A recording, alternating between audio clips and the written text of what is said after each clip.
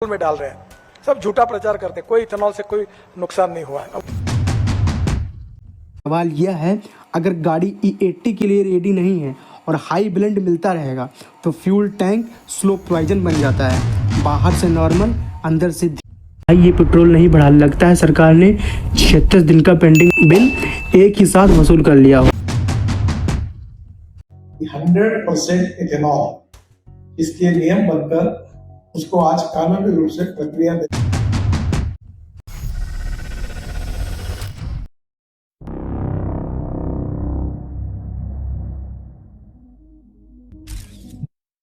भाई तुम लोग एक काम करो, अपनी जेब से वॉलेट निकालो, उसमें देखो कितना रुपया है। हाँ देखो, सच में जो भी है उसका थोड़ा हिस्सा आज पेट्रोल पंप पे छूट गया होगा, कल भी छूटेगा, परसों भी छूटेगा। और सरकार का दिल इतना बड़ा है कि वो ये छूट रोजाना लेती है, बिना मांगे, बिना थैंक यू बोले, सीधा ऑटो डेबिट जैसे काटते रहो रुपये।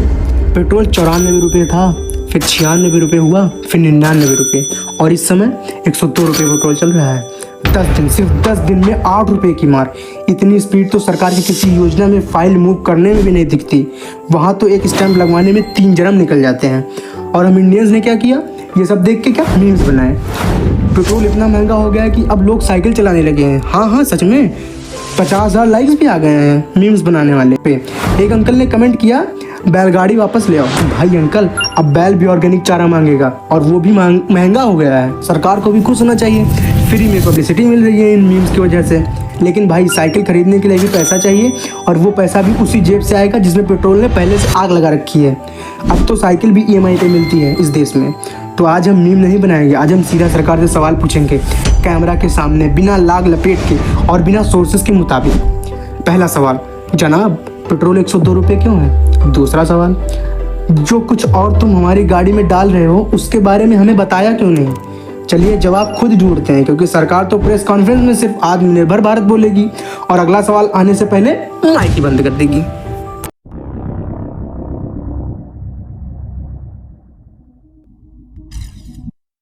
चलो थोड़ा मैथ्स करते हैं, सरकार की कैलकुलेटर से नहीं, अपने वाले से। मई 15, 2026 सरकार ने 76 दिन की प्राइस फ्रीज हटाई।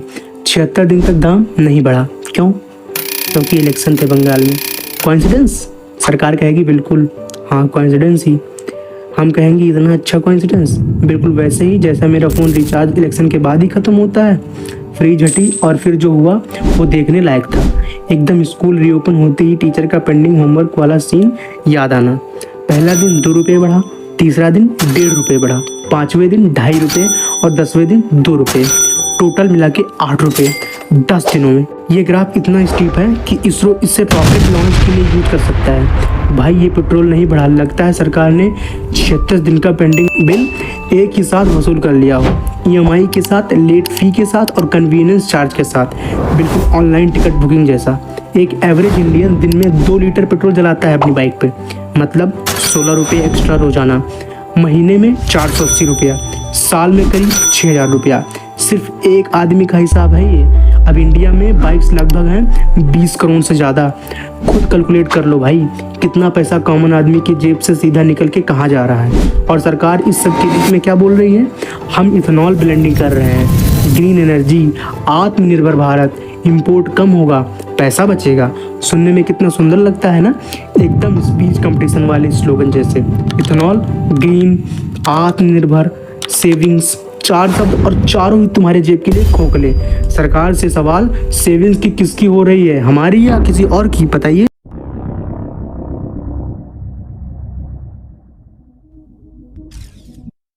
लेकिन उससे पहले समझो इथेनॉल होता क्या है। इथेनॉल बेसिकली शराब है, गन्ने का रस फर्मेंट करके बनाते हैं। सेम प्रोसेस जिससे देसी दारू बनती है, बस यहाँ उसे गाड़ी में डाला जाता है, तुम्हारे अंदर नहीं। ये कंफर्ट है या नहीं आप डिसाइड करो। गाड़ी का तो पीने का ऑप्शन ही नहीं मिलता, सीधा ज़बरदस्ती पिलाया जा रहा है सरकार की ओर से।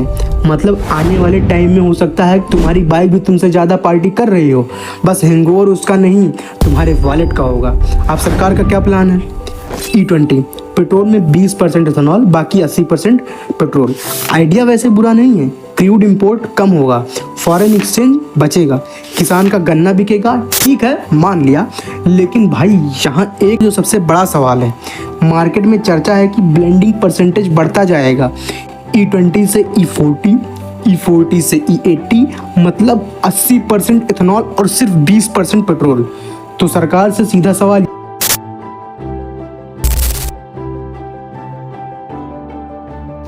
they use it in racing cars also. The acceleration increases. What is that thing called? The knocking. That improves. Mileage, yes, it may drop a little. But it may drop a little. Mileage can drop a little because of various things. If you're driving from here to Gurugram, and if you follow the route I follow, then there are many points at which there are...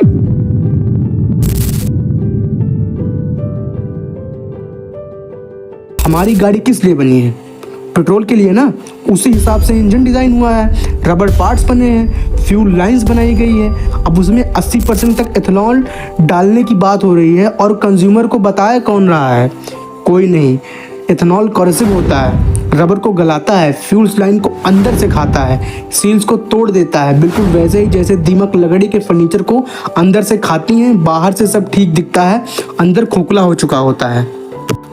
और ये तब होगा जब गाड़ी E80 के लिए engineered ही नहीं है। जो गाड़ियाँ इंडिया में बिक चुकी हैं, इनमें से ज़्यादातर E80 के लिए तैयार ही नहीं है।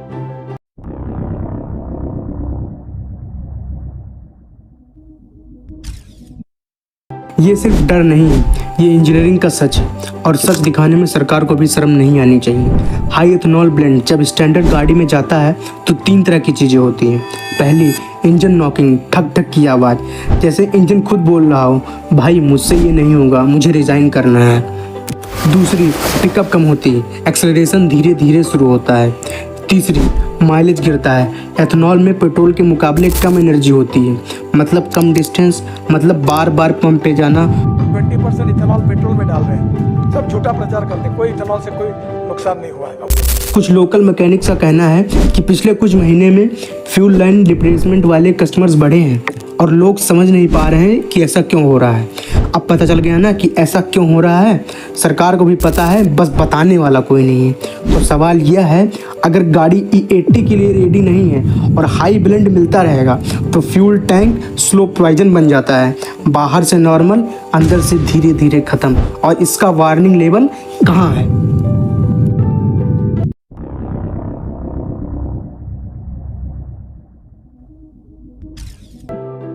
अब सबसे बड़ा सवाल सीधा सरकार से, अगर एथेनॉल इतना सस्ता है, गन्ने से बनता है, इंपोर्ट नहीं होता, तो पेट्रोल 94 रुपये से 102 रुपये क्यों हुआ?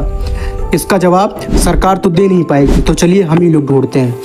1 लीटर 102 रुपये का पेट्रोल में रफली 50 से 55 रुपये का केवल टैक्स है, मतलब आधे से ज़्यादा पैसा सीधे सरकार के खजाने में।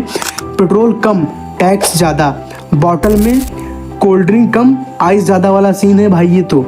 एथेनॉल ब्लेंडिंग का मकसद है क्रूड ऑयल इंपोर्ट बिल कम करना। इंडिया अपना क्रूड ऑयल 85% तक बाहर से खरीदता है। ग्लोबल प्राइसेस बढ़ते हैं तो डबल मार पड़ती है, क्रूड महंगा, रुपया कमज़ोर और डॉलर में ज़्यादा देना पड़ता है। ये प्रॉब्लम रियल है। एथेनॉल ब्लेंडिंग का कॉन्सेप्ट गलत नहीं है, इसको गलत सरकार का एग्जीक्यूशन बना रहा है।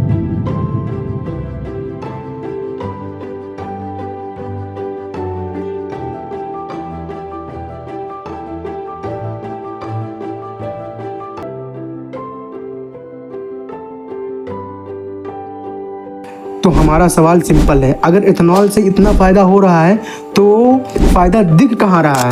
पेट्रोल सस्ता क्यों नहीं हुआ? टैक्स कम क्यों नहीं हुआ? किसान को पूरा दाम मिल रहा है क्या? कोई जवाब नहीं, सिर्फ स्लोगन है। एथेनॉल ब्लेंड बढ़ रहा है, प्राइस भी बढ़ रहा है, इंजन डैमेज हो रहा है, और कंज्यूमर को सिर्फ इतना पता है, पंप पे 102 रुपये देने हैं और मुस्कुराते हुए अपने घर चले आना है। एथेनॉल के नाम पर एक्स्ट्रा पैसा भी गया, इंजन भी खतरे में, माइलेज भी गिरी, 3 तरफ से मार, एक भी तरफ से फ़ायदा कंज्यूमर को नहीं मिल रहा है। ये ग्रीन एनर्जी नहीं है भाई, ये ग्रीन वॉशिंग है, बस रंग बदला है, जेब वही खाली हो रही है।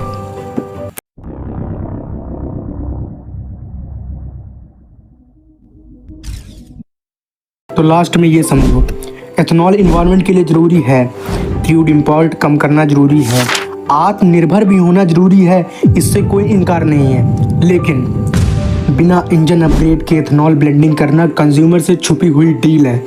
बिना इंफ्रास्ट्रक्चर के E80 पुश करना गाड़ी का धीरे धीरे कत्ल है। और 102 रुपये पे भी टैक्स पे टैक्स लगाना वो तो है ही।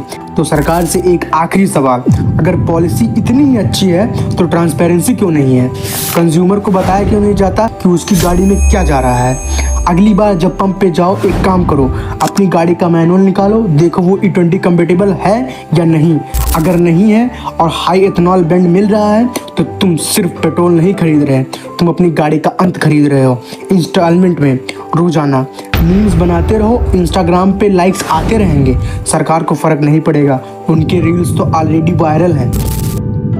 India mandated E20 from 2023 for material compliance, and before that it was E10. Obviously, after 2023, both the cars and the fuel are mandated for E20, so that is not a cause of concern. उन्हें engagement नहीं चाहिए, लेकिन engine का खर्चा वो तुम्हारी जेब से ही भरेगा। और इस बिल का जवाब कोई प्रेस कॉन्फ्रेंस नहीं देगी, ज़्यादा से ज़्यादा एक नया हैशटैग मिल जाएगा। तो इस इंफॉर्मेशन को अपना समझो और सभी को शेयर करो, अपना बचाओ।